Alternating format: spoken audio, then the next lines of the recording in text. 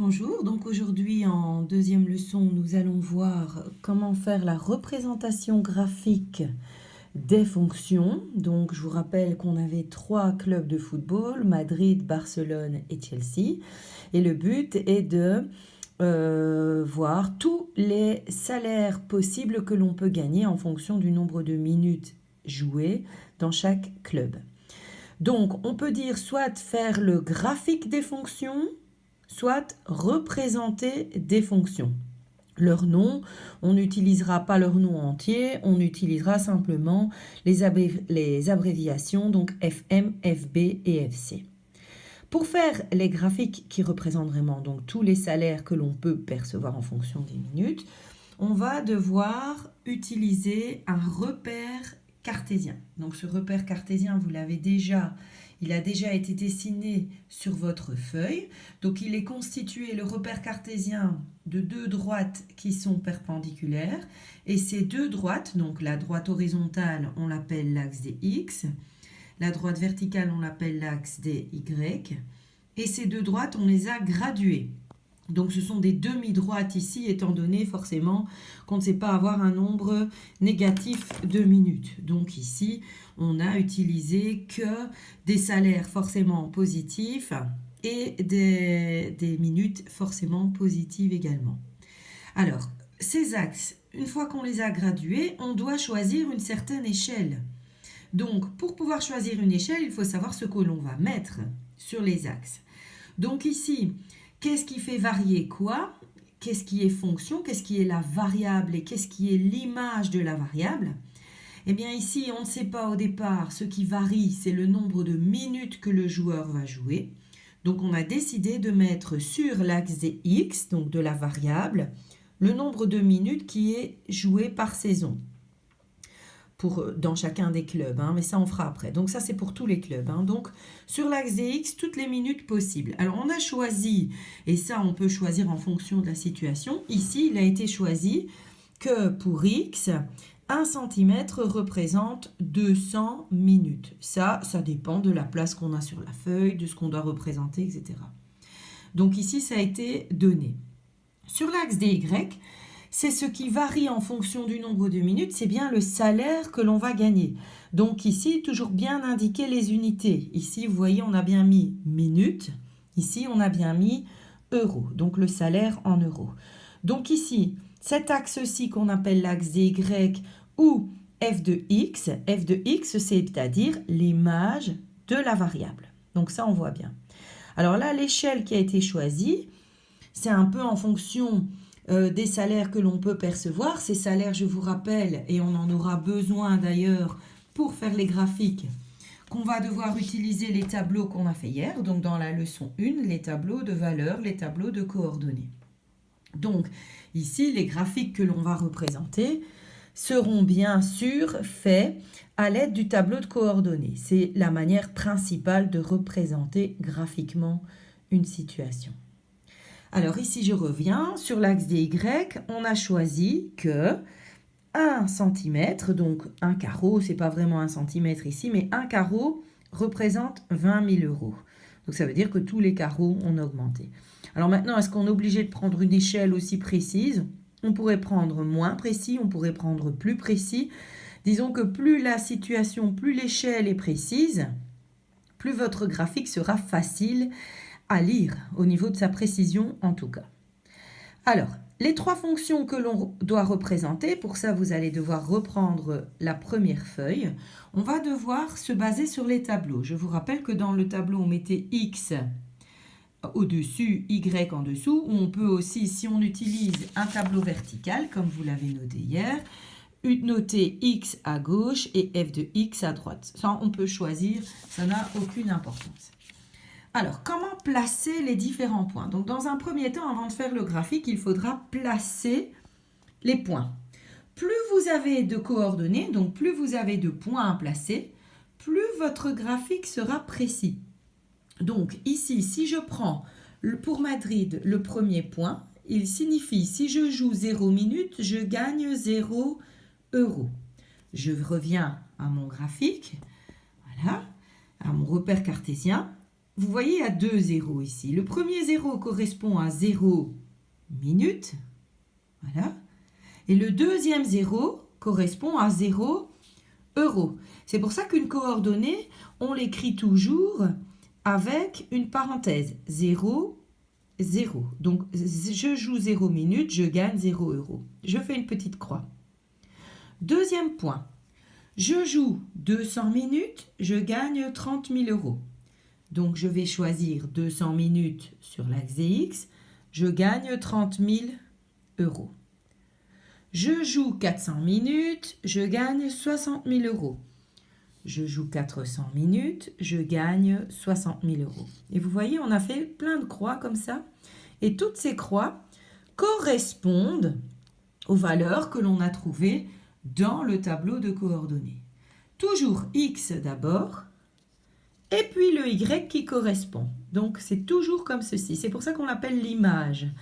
Donc, que le Y s'appelle l'image. Parce que la croix, vous ne pouvez la placer que d'abord en trouvant le X. Et puis après, vous placez le Y en fonction. Alors ici, si je prends cette première situation, toutes les croix, qu'est-ce que je constate? Bien, c'est qu'elles se trouvent toutes sur une même droite. Ici. Donc, ces points-ci, normalement, je devrais les relier à la main, mais en les reliant à la main, je constate que finalement, ça forme une droite. Donc, quand vous avez ça, quand vous avez des points qui sont alignés, on aura donc une droite. Vous pouvez utiliser pour les rejoindre votre latte, uniquement si les points sont alignés. Alors, une fois que vous avez fait tracer cette droite, comme ici, on va faire les 3 graphiques, vu qu'on a 3 clubs de foot, on va les faire dans le même repère cartésien. Il vous faudra nommer chaque droite ou demi-droite dans ce cas-ci que vous avez tracée. Pourquoi je dis demi-droite plutôt que droite? Parce qu'on n'a pas de valeur négative. On voit bien, une droite, normalement, c'est infini. Ça va aussi bien vers le bas que vers le haut ici. Donc ici, on va se limiter à dire demi-droite. Et cette demi-droite représente bien tous les points de Madrid. Alors, quel est l'avantage de tracer la droite? C'est si, par exemple, le joueur joue 250 minutes, bien, ici, je vais plutôt dire 300 minutes, ça sera plus facile. Donc, s'il joue 300 minutes, quand j'ai tracé la droite, bien, pour savoir plus ou moins, parce que c'est moins précis, évidemment, que si on faisait par calcul, combien il va gagner? Bien, il va gagner presque 50 000 euros. Donc, ici, 300, je prends 300, je monte jusque la droite, et puis je lis. Donc, l'avantage d'avoir la droite, c'est qu'on n'a pas uniquement les valeurs que l'on avait dans son tableau, mais on les a toutes. Pourquoi? Parce que sur une droite, sur une demi-droite, il y a une infinité de points, une infinité de croix, et pas uniquement les croix que l'on a placées. Voilà, donc je vais vous demander de faire les graphiques des 3 fonctions qui étaient dans vos tableaux. Je vais vous montrer la solution. Donc, normalement, il y en a déjà parmi vous qui ont fait ce graphique. Donc, si vous ne l'avez pas fait, bien, vous le faites. Si vous l'avez fait, vous vérifiez. Alors, on a bien noté Madrid, on a bien noté Chelsea et on a bien noté Barcelone. Donc, normalement, vos 3 droites doivent se présenter comme ceci. Pas oublier de les relier. Alors, quel est l'avantage de faire le graphique? C'est qu'on peut lire facilement plein d'informations, on l'a vu tout à l'heure. Donc, par exemple, si je vous demande, tiens, à Chelsea, combien on gagne si on joue 1600 minutes? Eh bien, je prends 1600 minutes, je vais jusqu'au graphique de Chelsea et je vais lire le salaire. Donc, vous voyez, l'avantage du graphique, c'est la lecture très rapide des informations. Mais un autre avantage qu'il y a quand on fait les graphiques, c'est qu'on peut très facilement, quand on a fait les fonctions dans le même repère, on peut très facilement les comparer.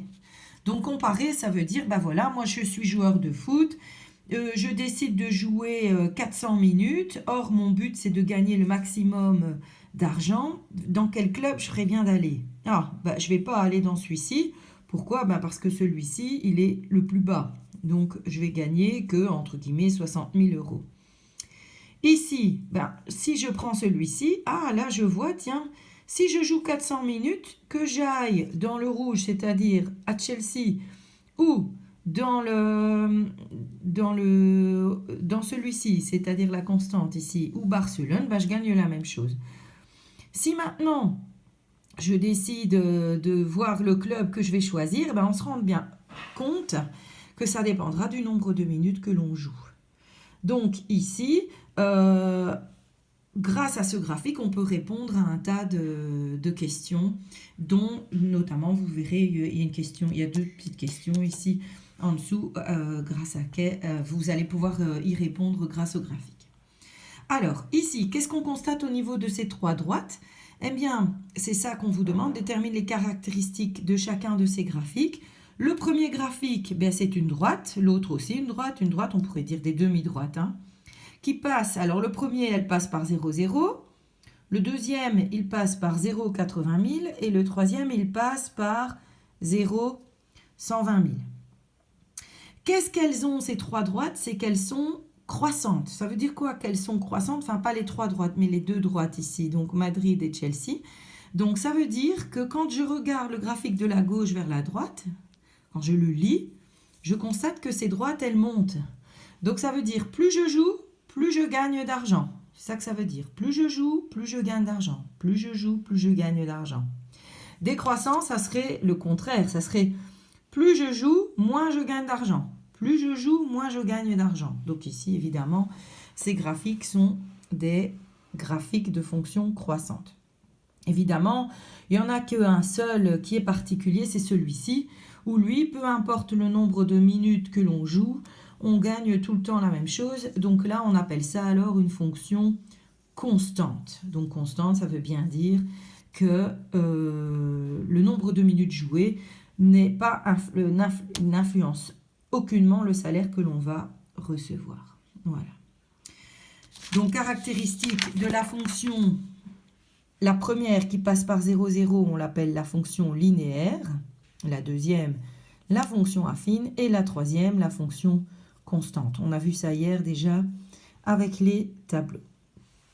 Alors, on vous demande de déterminer le domaine de définition et l'ensemble image de chacune de ces fonctions. Le domaine, ben, on voit bien qu'on ne peut jouer que de 0 à 2400 minutes pour tous les clubs. Donc, on a mis ça dans un, vous souvenez-vous, ça s'appelle un intervalle. Intervalle fermé, parce qu'on pourrait imaginer qu'on joue 0 minutes. Et intervalle fermé pour 2400, parce qu'on pourrait imaginer qu'on joue 2400 minutes. L'ensemble image, eh bien là, par contre, pour chacune des fonctions, ça varie. La première fonction, c'est-à-dire Madrid, l'image la plus petite, c'est bien 0. L'image la plus élevée pour Madrid, donc ici, c'est bien 360 000. Donc, on dira que l'ensemble image va de 0 à 360 000. Pour Barcelone, on constate que l'image, ben, elle est tout le temps la même. Donc, en fait, il n'y en a qu'une. Donc, on dira alors, on ne mettra pas ça dans des intervalles, mais comme dans l'ensemble des solutions avec les équations, on mettra des accolades. Donc, ça veut dire qu'il n'y a qu'un seul élément dans l'ensemble image. Ça sera toujours 120 000. Et pour Chelsea, le point le plus bas, c'est bien 80 000. Donc, c'est bien le salaire minimum que l'on peut avoir. Et le maximum pour Chelsea, hop, on le voit ici, donc ça sera 320 000. Donc, on dira que pour Chelsea, l'ensemble image va de 80 000 à 320 000. On a aussi utilisé les intervalles fermés. Alors, grâce au graphique, retrouve le club qui te permettra de gagner le plus d'argent. Alors, j'ai changé, je n'ai pas dit après parce qu'on pouvait avoir deux solutions. Donc, j'ai bien mis A. Donc, si il joue 1400 minutes, donc vous prenez 1400 minutes et vous allez lire quel est le club où l'on gagne le plus d'argent. Donc, selon que vous ayez été précis ou pas, vous avez normalement trouvé comme réponse Chelsea. Ensuite, pour 2400 minutes, on vous demande, et là, pour 2400 minutes, en lisant le graphique, vous verrez bien que c'est Madrid. Alors, on vous demande simplement, retrouve la fonction constante parmi les trois fonctions représentées. Donc, on l'a déjà vu plusieurs fois, c'est bien Barcelone. Voilà. Donc, ici, pour cette préparation 2, je vais vous demander simplement de compléter cette feuille-ci si ça n'est pas encore fait. Et je vais également vous demander de faire 3 repères cartésiens pour les 3 autres exemples que l'on a fait hier. Donc, c'est-à-dire, je rappelle ces exemples, vous les avez normalement notés sur une feuille, les 3 tableaux. C'est l'ouvrier qui gagne 10 € de l'heure. Vous devez représenter dans un repère cartésien, il ne faut pas faire un immense graphique, hein. Essayez de faire les 3 graphiques sur la même feuille. Donc, un ouvrier gagne 10 € de l'heure à représenter, mon abonnement de téléphone et enfin le taxi. Donc, ici, vous ne pouvez pas faire les 3 graphiques dans le même repère cartésien, étant donné que ce n'est pas les mêmes choses que l'on représente. Pour l'ouvrier, ça sera le nombre de minutes et le salaire qu'il va gagner. Pour l'abonnement de téléphone, ça sera aussi le nombre de minutes, mais là par contre, ça sera le prix que je vais payer. Et pour le taxi, ça sera le nombre de kilomètres et la somme que je vais devoir payer. Donc vous voyez bien qu'on ne saura pas faire dans le même repère cartésien les 3 exemples que je vous ai donnés hier. Donc tout ça, je vais mettre sur Smart School, évidemment, vous allez avoir la solution. Donc en préparation de compléter cette feuille 2 et faire les graphiques des 3 fonctions exemples supplémentaires que vous avez fait hier. Voilà, allez, bon courage!